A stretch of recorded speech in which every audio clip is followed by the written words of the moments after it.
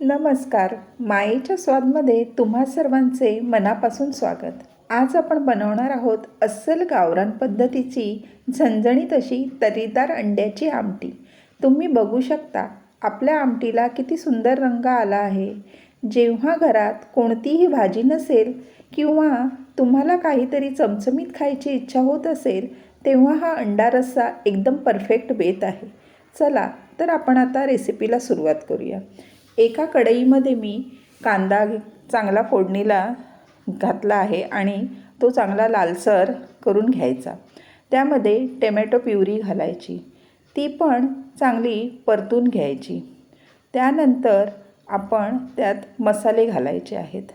मसाले घालताना त्यात मी लाल तिखट चांगले 2 चमचे घातले आहेत, कारण की आपल्याला झणझणीत हवी आहे, त्यामुळे मी 2 चमचे तिखट घातले आहे आणि 1 चमचा गरम मसाला घातला आहे. पाव चमचा हळद आणि अर्धा चमचा धणे जिरे पावडर. चांगला तेलात मसाले हे परतून घ्यायचे. मसाले परतल्यानंतर आपण जी चांगली अंडी उकडून घेतली आहे, मी अंडी उकडताना त्यामध्ये थोडं मीठ टाकलेलं होतं. मिठाने चांगली अंडी उकडतात आणि त्यामध्ये मी रेशाई मारून घेतल्या आहेत त्याला, म्हणजे मसाला आतपर्यंत जातो. आणि मी खोबऱ्या आणि कांद्याचं वाटण, त्यामध्ये मी थोडी ओली कोथिंबीर घातल्यामुळे त्याचा रंग थोडा हिरवा असा आला आहे. आणि ते चांगलं मसाला चांगला परतून घ्यायचा. परतल्यानंतर आपण आपल्याला गरजेनुसार पाणी आणि मीठ घालावं.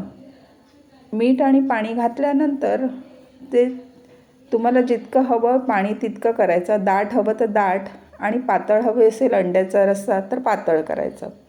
अशा प्रकारे आपली आता चांगली उकळी द्यायची ह्या अंड्याच्या आमटीला. आणि उकळी दिल्यानंतर बारीक गॅसवर मी चांगली उकळी दिली आहे. पहा, आपला आता अंड्याचा रस्सा तयार झाला आहे. त्याच्यावर थोडीशी कोथिंबीर भुरभुरली की झालं, आपली अंड्याचा रस्सा तयार झालं. ही भाताबरोबर मी आता ज्वारीची भाकरी केलेली आहे त्याच्यासोबत देणार आहे. कांदा, लिंबू असं सर्व मी वाढणार आहे. ही तर आपली पूर्ण मेजवानीच झाली. तुम्हाला हा अंडा रस्सा बघून भूक लागली असेलच तर व्हिडिओला आता लगेच लाईक करा आणि सबस्क्राईब करा. धन्यवाद.